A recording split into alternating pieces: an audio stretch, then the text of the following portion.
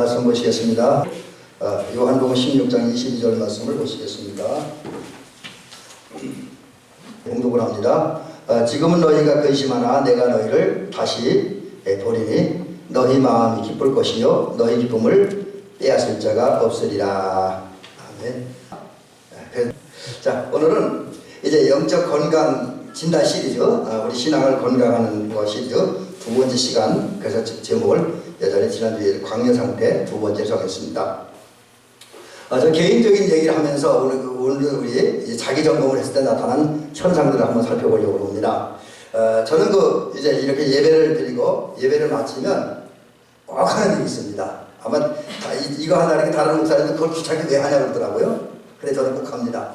뭘 하냐면 지금 이제 저 뒤에 카메라를 촬영을 하고 있고 제가 이 노트북으로 예배를 설교하는 거 또 찬양을 넘기고 있는데 진행하고 있는데 이것을 집에 가서 다시 한번 철저히 점검해요. 그래서 카메라를 이제 노트북에 카메라 영상을 옮겨놓고 그리고 이제 그걸 편집을 합니다. 설교만 편집을 해서 그 다음에 이제 설교하는 것만 아예 처음부터 끝까지.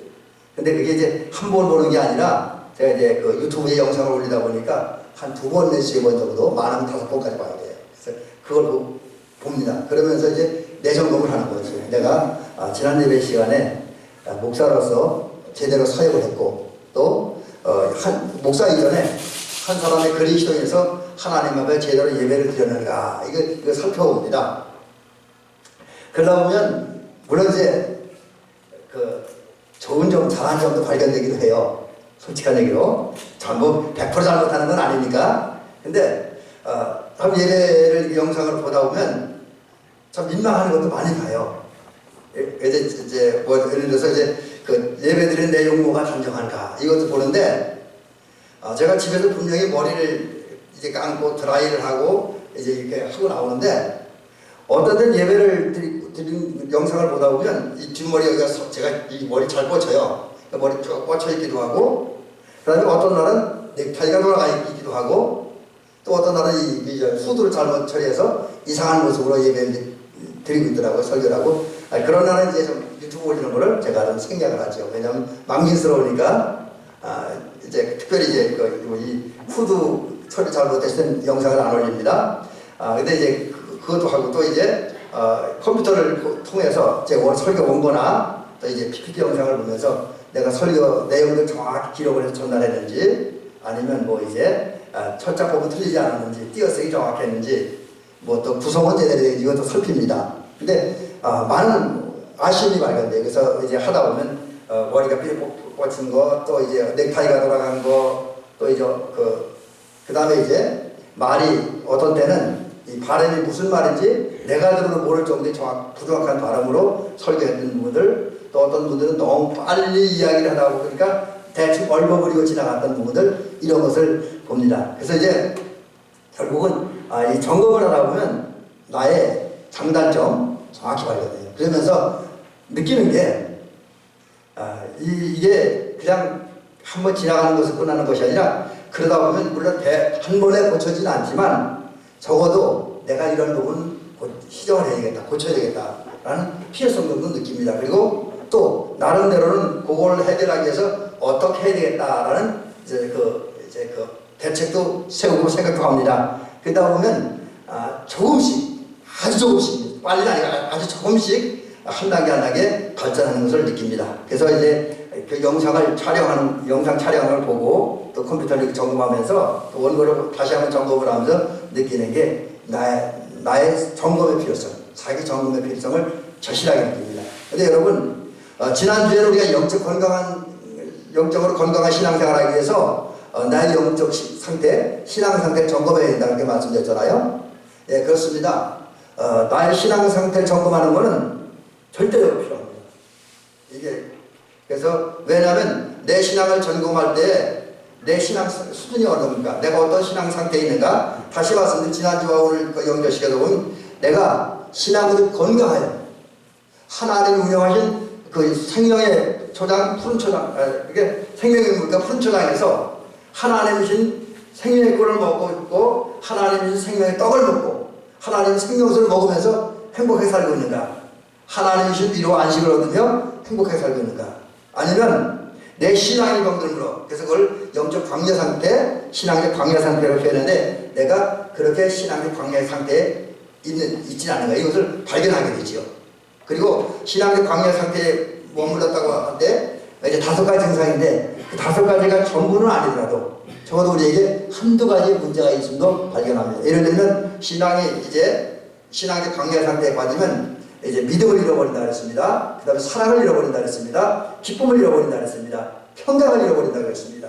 죄를 이길 힘을 잃어버려서 무기력해진다. 이런 게 이제 신앙이 병든 증상. 다시 말씀드리면 신앙적 광야 상태에 있는 증상인데 이런 것들이 나를 살펴보면, 나를 점검해보면 드러난다고 하는 거지요. 근데 여러분 중요한 건 그겁니다. 우리가 내 몸에 질병이 있는 걸 확인하는 게 중요한 건 아니잖아요. 그죠? 정말 중요한 건 내 몸에 질병이 생겼으면 왜 이 질병이 생겼는가, 그리고 어떻게 치료해야 이게 중요하잖아요. 그죠? 신앙도 마찬가지입니다. 우리 나 점검을 통해서 내 신앙 상태 점검했으면 내가 왜 이런 현상에 빠졌는가. 예를 들어서 만약에 우리가 신앙적으로 질병이 들어서 내 신앙이 병이 들었어, 영적 광야 상태에 있다고 한다면 내가 그래서 믿음을 잃었고 사랑을 잃었고 평강을 잃었고 기쁨을 잃었고 죄를 이긴 힘을 잃어서 죄의 지배당하고 있다면 왜 이렇게 되었는가, 그 원인이 뭔가를 찾아내야 되죠. 그래야 치료 대책이 나옵니다. 이게 이 원인을 찾지 못하면 치료책이 나오지 않아요. 그래서 오늘은 영혼의 질병의 치료책은 다음 주에 좀 더 구체적으로 말씀드리고, 그건 우리가 이제 막연하게 하나가 아니라 이제 이렇게 구체적으로 몇 가지 사례를 들면서 말씀드리려고 합니다. 오늘은 그러면 우리가 왜 그 영적인 질병, 곧 신앙적 질병에 걸려서 내 신앙이 광야 상태에 머무르고 있는가, 이 원인을 한번 살펴보도록 합니다. 모든 것은 원인이 있다는 거죠. 내 신앙이 떨어진 거 원인이 있습니다. 내 신앙이 병이 들어서 신앙적 광야의 상태에 머무르는 분명히 원인이 있어요. 근데 그 원인이 다른 사람에게 있는 것이 아니라 내게 있다라고 하는 거죠. 내게 있다. 여러분 이 사실 꼭 기억하시기 바랍니다. 그래서 우리가 원인을 찾아내야 됩니다. 왜냐하면 왜 원인이 있다 그러냐면 세상의 모든 건 우연이 되는 게 없다라고 합니다. 아리스토텔레스라고 하는 유명한 이분이 아마 철학자이고 수학자로 제가 기억하는데 이분이 그런 얘기를 하고 있어요. 우리가 사는 세상은 우연이 아닌 어떤 법칙이 지나가고 있습니다. 어떤 법칙? 이 얘기는 우리 주변에서 벌어진 일들은 그냥 우연히 생기는 게 아니라 다 어떤 과정과 법칙에 의해서 진행되어져 이루어지다라고 하는 거지요. 신앙도 마찬가지라는 얘기예요. 또 주님도 바울 사도를 통해서 이렇게 말씀하잖아요. 뭐라니? 사람이 무엇으로 심든지 그대로 거두리라. 그 다음에 중요한 얘기 여기 있습니다. 자기 육체를 위하여 심는 자는 육체로부터 썩어진 것을 거두고 성령을 위하여 심는 자는 성령으로부터 영생을 거둔다. 그러니까 이 얘기를 하면 우리가 행한 대로, 우리가 뿌린 대로 거둔다는 거예요. 열매를. 그런 데서 우리의 신앙도 내가 어떻게 하느냐에 따라서, 내가 또 어떤 마음도 어떤 생각을 품고 어떻게 살아가느냐에 따라서 내가 신앙적으로 성장할 수 있고, 그래서 은혜의 세계에 들어가서 하나님이 지어놓고 운영하시는 하나님의 목장에서 행복하게 살 수도 있고, 또 반대로 이제 내가 어떻게 하느냐에 따라서 내 신앙이 병들므로 영적 광야 상태에 머물러서 믿음도 떨어지고 사랑도 식어지고 기쁨도 없고 평안도 없고 무기력한 삶을 살 수 있다는 거죠. 원인이 있습니다. 근데 그 원인은 아까 제가 처음에 좀 순서가 좀 바뀌어서 말씀드렸는데 사람들은 다 남 탓, 하나님 탓을 얘기하는데 그게 아닌 거죠. 모든 원인, 모든 결과가 나타나는 원인, 문제의 원인은 바로 내 안에 있다는 거죠. 내가 건강한 신앙 가지고 하나님의 목장에서 행복하게 사는 원인은 내 안에 있고, 물론 주님께서 은혜 주시고 거기에 내가 응답하느냐, 어떻게 응답하느냐에 따라 결정되긴 하지만, 반대로 내가 신앙의 병이 들어서 그 영적 질병에 걸려서 신앙적 광야의 상태에 빠져서 불행하고 무기력한 삶을 사는 원인도 내게 있다는 거죠.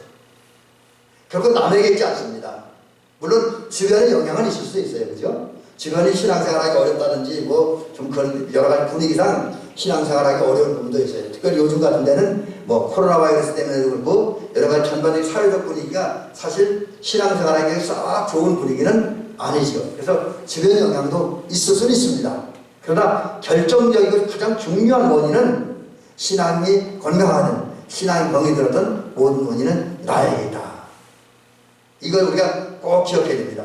그래서 우리는 살면서 이제 모든 원인이 나에게 있기에 내가 신앙을 끊임없이 점검해 보면서 만약 내 신앙에 좀 문제가 있고 내가 믿음이 떨어졌다, 사랑이 떨어졌다, 기쁨이 없다, 평안이 없다, 무기력하다, 영적으로 무기력하다는 것을 느낄 때 왜 내가 이렇게 됩니까? 곧 여기 제가 자막에 올려드린 대로 내 신앙이 광야의 상태에 빠지게 한 원인이 무엇인가를 찾아내야 된다는 거죠. 이거 찾아내지 않으면 지난주에 말씀드린 영적 진로 치료할 수가 없습니다. 계속해서 영적 광야 상태에 머무르게 되어지죠. 자, 그러면 이제 오늘 말씀 중에 가장 중요한 부분인데, 우리가 광야의 상태, 신앙적으로 질병 걸리는, 그래서 광야 상태에 빠지는 원인이 뭐냐? 우리가 신앙적 병 들어서 내 신앙이 광야 상태에 빠지는 원인은 구체적으로 이런 것이 있습니다. 먼저 죄가 있습니다. 죄. 여러분, 죄가 뭡니까? 원래 죄라는 말은 원어에 의하면 관역에서 빗나갔다 라는 의미를 가지고 있습니다.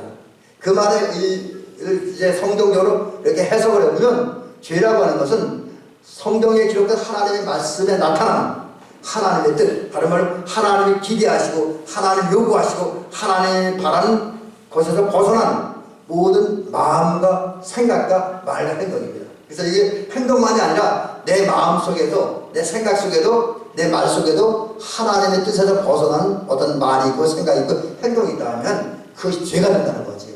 이 마태복음 5장에 보면 예수님께서 우리의 모든 죄는 마음에서 비롯된다라는 사실을 여러 차례 말씀하고 있습니다. 그래서 죄는 마음에서 시작되는 거예요. 생각에서 시작됩니다. 그리고 그 말로 표현되고 행동으로 표현됩니다. 그래서 하나님의 말씀, 성경에 기록된 하나님의 말씀에 나타난 하나님의 뜻에서 벗어난 모든 말과 마음과 생각과 행동이 죄라는 거죠. 근데 이런 죄는 네 가지로 다시 나누어집니다. 이제 신앙적 광야 상태에 빠진 죄가 네 가지가 있는데 좀 어려운 말을 썼습니다. 자기적인 죄. 자기적인 죄. 이 얘기가 이게 무슨 말이냐면, 쉬운 말하면 이게 죄인 것 뻔히 알아요. 내가 이런 마음을 품고 이런 생각을 하고 이런 행동을 하면 죄가 되는 줄 분명하게 압니다. 죄라는 걸 모르는 건 알아요. 죄가 되는 걸 분명히 압니다. 예를 들면 이스라엘 백성들이 광야에서 하나님을 의심하고 하나님을 원망했잖아요.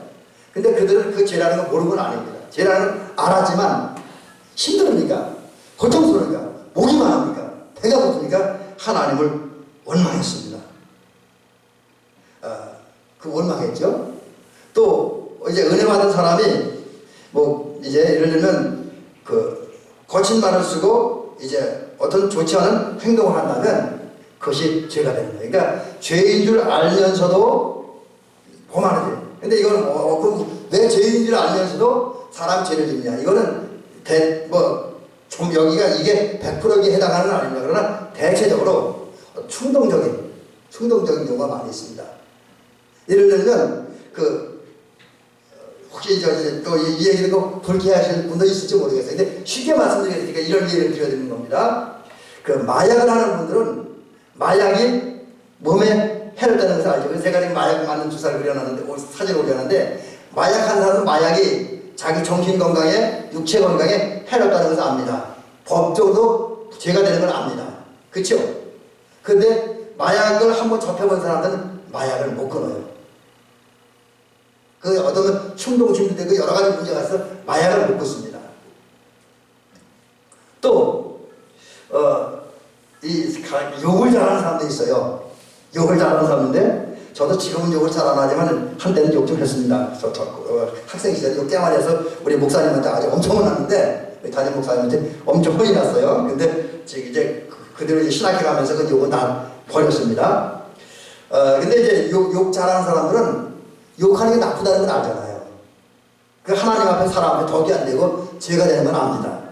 근데 어떤 감정적 상황, 감정적으로 좋지 않았든지 성질이 탁 나는 순간이면 욕부터 하잖아요. 또 주먹을 쓰는 사람도 마찬가지라는 거죠. 그래서 자기적인 죄라는 것은 죄인 줄 알지만 어떤 순간적인 분위기, 상황에서 오는 충동을 못 이겨 충동에 따라서 죄를 짓는 거죠. 충동적인 죄라고도 볼 수가 있습니다. 그래서 이거는 심지어 무슨 얘기까지 나오냐면 처음에 충동인데 나중에 반복되다 보면 아예 계획적으로 짓고 일부러 죄를 짓고 고의적으로 죄를 짓는다. 이제 그렇게 말하죠. 그래서 어떤 책들을 보면 어떤 자료를 보면 자기적인 죄를 고의적인 죄라고 표현하기도 합니다. 죄인 줄 알면서도 분위기에 밀려서 상황에 따라서 기분에 따라서 또 어떤 충동에 따라서 죄를 짓는데 처음에는 충동이지만 나는 계획적으로 죄를 짓는다. 일부러. 이런 죄가 우리 신앙을 병들게 한다는 거죠. 여러분 그래서 우리가 이 충동심, 순간적인 분위기나 상황에 따라서 오는 충동을 잘 조절할 줄 아는 그 저와 여러분들이 돼야 건강한 신앙생활을 할 수 있다는 사실을 깨닫습니다. 두 번째로 태만함 때문에 범하는 죄가 있습니다. 태만. 이 태만이라는 말을 보니까 이렇게 돼 있더라고요. 제가 아주 태만 모습을 어떻게 그림으로 표현할까 하다가 텔레비 들어오고 이제 서희들이 귀찮으니까 앉아있는 귀찮으니까 딱 소파에 들어와 있어요. 그리고 TV를 키는 것도 가서 치기 싫으니까 리모컨을 키는 거고 또 뭐 먹을 때도 먹으러 가는 거 뭐 음식 준비하기 싫으니까 배에 올려놓고 먹는 거예요. 아주 게으른 거죠. 그래서 이 그림 의미한 대로 이 태만이라는 말을 찾아보려고 하니까 이런 의미가 있더라고요. 열심히 일하려고 하는 마음, 열심히 일하려고 하는 마음이 전혀 없습니다.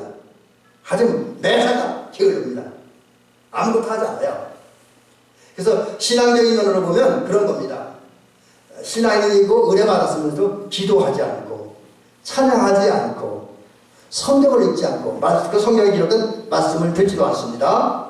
또 예배드리는 일을 하지 않습니다.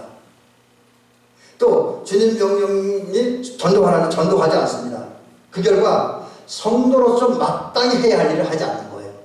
성도로서 마땅히 해야 할 일을 하지 않는 거예요. 그러다 보니까 어떤 현상이 나타나면 기도는 똑같이 또 나오는데 이 태만에 빠진 사람은 특별히 신앙적 태만에 빠지면 절대로 기도하지 않습니다. 기도 안 해요.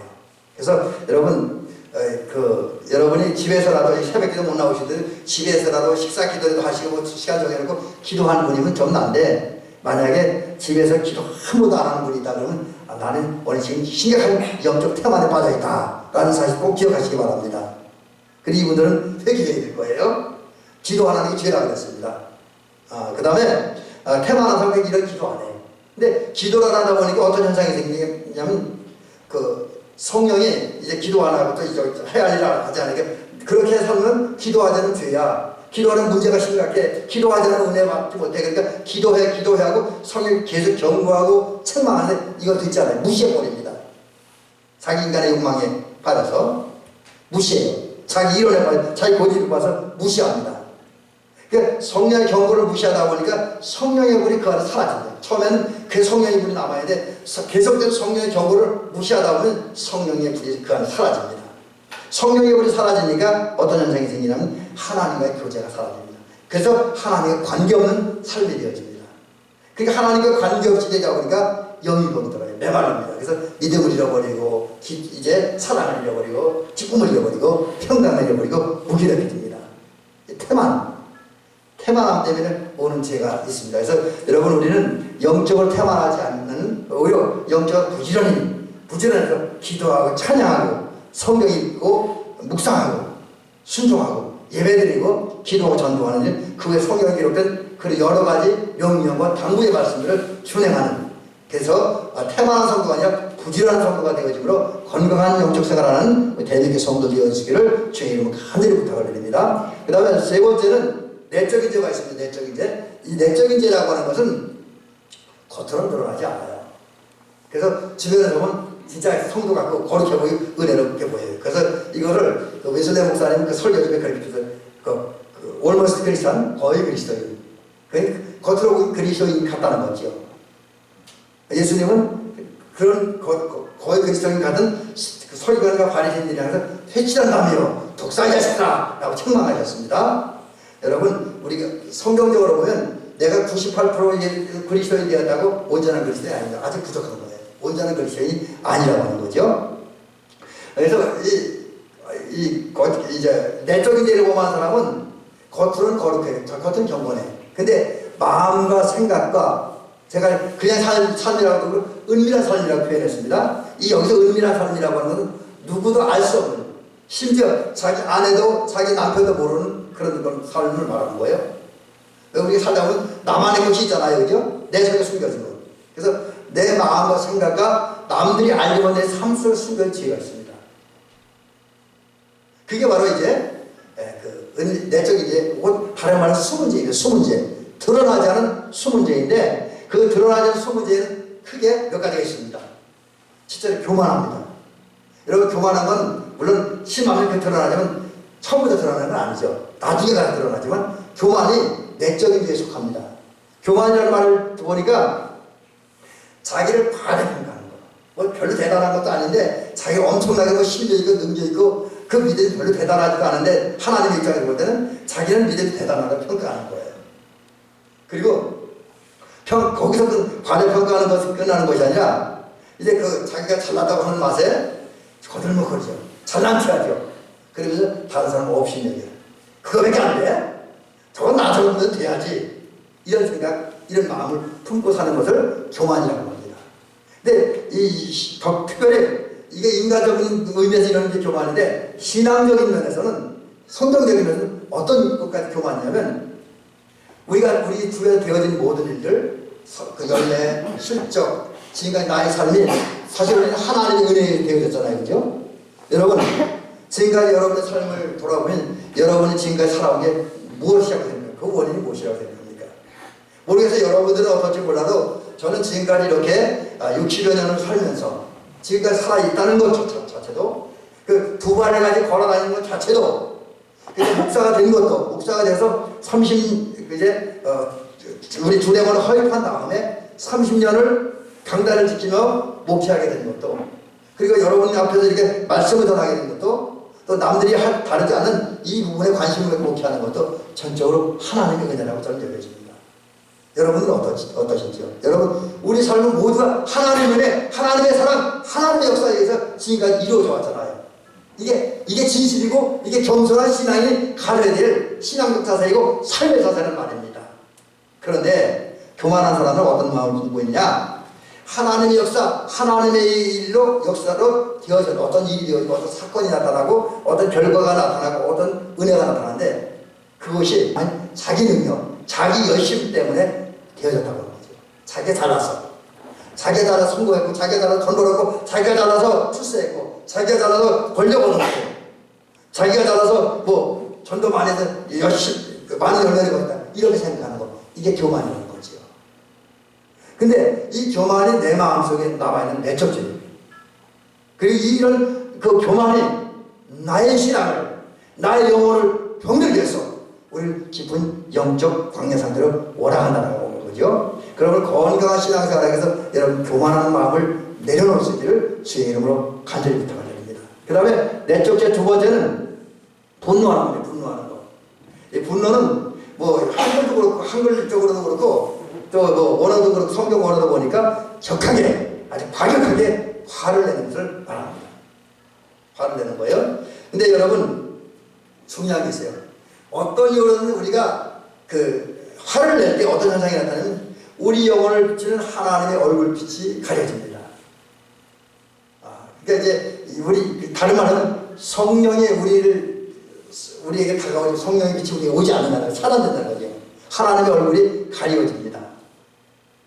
그래서 이제 영적 감각이 마비돼요. 하나님의 얼굴빛이 가려졌기 때문에 성령이 빛이 내게 비치지 않기 때문에 내 영적 감각이 마비돼요. 그래서 교회를 나와도, 이 분노한 사람은 교회 나와서 예배를 찬양해도 거기 감흥이 없고 은혜가 없고 감동이 없고 또 때로 찔림도 없습니다. 아무 느낌도 없습니다. 누가 그렇게 해요? 영적 감각이 떨어진 거죠. 또 격하게 노하는 사람들은 영혼의 눈이 어두워져요. 그래서 하나님 분명히 와서 지금 역사하고 은혜를 베푸시고 도와주는데 그것이 느껴지지도 않고 보여지지도 않아요. 심각한 문제죠. 근데 여러분, 어떤 분들도 그렇게 얘기해요. 화를 내놓고 막 진노를 하고 분내는 거예요. 근데 그러면서 내가 지금 내는 이 화는, 이 분노는 인간적인 혈육에 나는 그 어떤 욕망에서 나온 그런 분노가 아니라 하나님의 영광을 위해서 하나님의 진리를 수호하기 위해서 화를 냈다고 이야기를 하기도 합니다.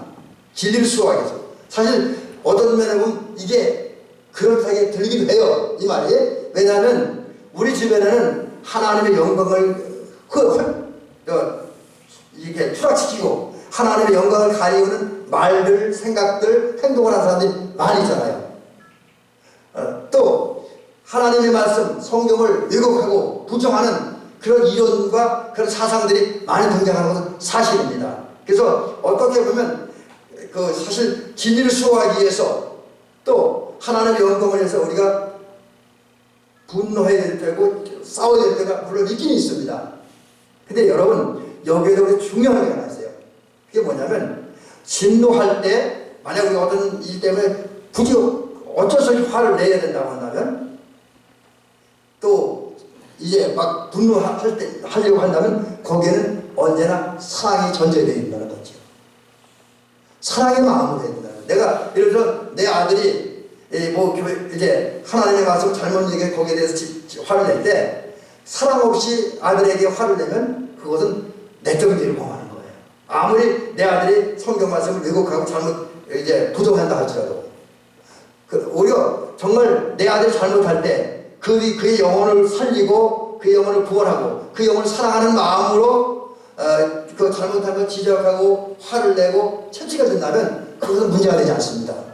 그래서 여러분 그래서 화를 낼지라도 여러분의 주변에 있는 사람들이 하나님을 주님을 또 한 번 십자가에 못 박고 말씀을 거부하고 주님을 막 조롱하고 그래서 화를 낼지라도 사랑의 마음을 가지고 화를 내야 된다는 거죠. 그 사람은 다 이제 그 분노가 되어지므로 내적 죄를 범하고 우리 신앙이 영적 그런 깊은 수렁에 빠지는 그 영적 광야 상태에 빠지게 된다고 그러는 거죠. 그 다음에 내적인 이제 마지막 부분에서는 그 욕망과 욕심. 욕망이라고 하는 것은 무언가를 꼭 되고 싶어 하는 그런 마음이라는 거죠. 예를 들면 정치인들 같은 경우는 나는 꼭 국회의원이 돼야 돼. 또 이제 뭐 대통령이 돼야 돼. 요즘 우리 대통령이 된다고 많은 사람이 설쳐내죠. 그리고 또 뭐 이제 어떤 사람은 나는 꼭 돈을 벌어야 돼. 뭐 이런 거. 그래서 무언가를 하고 싶어 하는 마음. 또 이게 이제 욕망 중에 하나예요. 근데 욕심이라고 하는 것은 분수에 지날 정도로 이미 많이 갖춰져 있는데도 불구하고 계속 더 많이, 그것도 더 많이 벌어서 더 많이 모아서 하나님의 영광을 위해서 이웃 사랑하는 마음을 쓴다고 하는 마음으로 많이 벌고 많이 모으려면 괜찮은데 그렇지 않고 즉 자기의 개인적인 욕망만 해서 자기 개인적인 풍요만 해서 계속 채우려고 하고 소유하려고 한다면 그게 욕심이라고 하는 거죠. 그래서 제가 자막에 써놓기를 분수에 지날 정도로 모은 것을 갖고자 하는 그런 마음이다 라고 얘기했습니다. 근데 여러분 이 욕망도 그렇고 욕심도 그렇고 어디서 나오냐? 지나친 사랑에서 나옵니다. 지나친 사랑. 이게 뭐냐면 물질을 더 많이 모아야 되겠다. 이미 많은 생활하는 데 불편함이 없고 또 여러 가지 자녀 교육하기 불편함이 없을 정도의 물질을 가지고 있음에도 불구하고 더 많은 물질을 모아야겠다. 그것은 그분이 그만큼 물질을 사랑하기 때문에 지나칠 정도의 물질을 사랑하기 때문에 욕심을 부리고 더 많이 더 소유하고 싶어한다라고 하는 거죠. 권력도 마찬가지예요. 지나친 사랑, 권력에 대한 물질에 대한 또 어떤 명성에 대한 어떤 쾌락에 대한 여러 가지 또 일반적인 생활에 좋은 차에 대한 이런 지나친 사랑이 사람을 잘못된 욕심, 잘못된 욕망에 빠지게 한다라고 하는 거지요. 그런데 우리가 사실 욕심을 내는 것도 어떤 욕망을 갖는 것도 욕망은 무언가가 되고 싶어하는 무언가를 하고 싶어하는 그런 마음인데 그것도 하나님을 섬기고 하나님을 사랑하고 하나님을 위하는 마음으로 정말 전도하기 위해서 또는 교회를 세우기 위해서 주변 사람 도움을 주기 위해서 돈을 많이 벌고 어떤 뭐 사회적 지위를 얻고 어떤 재능을 얻고 싶어 한다고 한다면 그것은 죄가 되지 않습니다. 근데 사랑이 없이 하나님 섬기는 마음 없이 그 자기 개인적인 욕망, 자기 개인적인 욕구 충족만 해서 뭔가 되고 싶어하고 무언가를 이루고 싶어하면 그것이 결국은 내적인 죄가 돼서 자기 영혼을 병들게 하고 파괴시킨다라는 사실입니다. 그 다음에 죄 가운데는 내적인 겉으로 드러난 죄가 있습니다. 겉으로 드러난 죄가 있는데 이것은 죄가 되는 말을 하고 행동을 하는 거죠. 은혜 받은 사람, 여러분 특별히 세상 사람들은 이런 거 생각 것도 없고, 우리 은혜 받았잖아요. 예수 이름으로 죄 사함 받았잖아요. 의인이 되잖아요. 하나님의 자녀가 됐잖아요. 또 이제 좀 더 영적으로 성숙하고 은혜 받은 사람은 성령 체험하고 거듭났고 성화에 이른 사람도 있습니다. 아직 부분적이긴 하지만, 그렇지만 그런 사람이 어떤 상황에 부딪혀서 이권 문제나 자존심 문제 때문에 주변 사람들이 거칠게 말하고 쌍욕을 한다든지, 이거는 죄가 되는 행동이잖아요. 그건 왼쪽으로 드러나지죠. 아니면 성질이 난다고 누구를 때리고 폭행한다든지, 아니면 어떤 자기의 욕심을 좀 더 채우기 위해서 남한테 사기를 친다든지 도둑질 한다든지, 뭐 또 이제 좀 비윤리적인 일을 한다든지, 이러면 이게 겉으로 드러난 죄된 행동이 되는 거지요. 여러분, 우리는 꼭 기억해야 게, 내가 은사 받았다는 사실을 기억해야 됩니다. 그리고 은혜 받았기에 우리는 부지런히 해야 될 일이 있습니다. 그럼에도 불구하고 은사 받고 은혜 받은 우리들이 이제 은사를 세운다는 말, 다른 말은 은사를 더 개발하고 발전시켜서 그 은사를 통해서 더욱 하나님의 큰 일, 이웃에게 유익한 일을 할 수 있도록 개발시키고 발전시키지 않는다고 한다면, 우리 그 받은 은사로 인해서 죄를 범하게 된다는 거지요. 그래서 은사 받은 사람은 더 은사를 개발시켜야 되겠죠. 또 생명으로 들어가는 길은 좁은 문이라고 하는데, 좁은 문은 힘들고 어렵고 해서 들어가지 않는다고 하면, 우리 결국 그것 때문에 말이나 행위로 죄를 범하게 된다는 거죠. 또 우리는 하나님의 은혜를 천국을 보장받고 천국 백성이 되었습니다. 이런 우리들이 천국에 들어가기 힘쓰지 않고 천국을 소유하기 힘쓰지 않는다라고 한다면, 이것 때문에 우리 결국 어느 순간에 말과 행위로 죄를 짓고, 그것 때문에 이제 결국은 우리 삶에 심각한 문제가 되어진다라고 하는 거죠.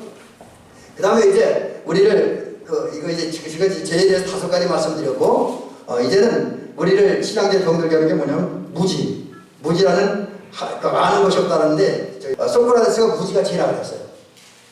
근데 이게 맞는 게 뭐냐면, 사실 그 신앙을 잘 모르면 죄를 짓습니다. 예를 들면 뭘 모르냐? 우리가 죄 짓고 그래서 우리 신앙을 병들게 하는 무지가 뭐냐면 성경에 대한 무지. 근데 여기는 성경 말씀을 모르고 성경이 뭐 어떤 책인지를 모른다는 게 아니에요. 정확히 얘기하면 성경에 나타나는 하나님의 구원의 역사, 하나님의 구원의 역사를 모르는 거. 성경에 대한 무지가 결국 잘못된 생각을 하고, 그 잘못된 생각이 잘못된 결정을 해서 죄가 되는 말하고 행동을 함으로써 신앙이 병든다라고 하는 거죠. 그 다음에 하나님의 역사에 대한 무지 중에 우리 범죄하게 하는 무지가 또 있는데, 하나님의 역사에 대한 무지, 이게 이제 이것도 구원과 관계되어 있습니다. 성경 근거로 해서 구원이 어떻게 시작되었는지, 어떻게 전개되고 어떻게 완성되는지를 모르는 거예요. 그리고 하나님의 구원을 받을 때 나타나는 구원의 열매가 뭔지를 모를 때 결국은 영적 광야 상태에 빠진다라는 것이죠. 자, 우리 결론에 이런 말씀 드리려고 합니다.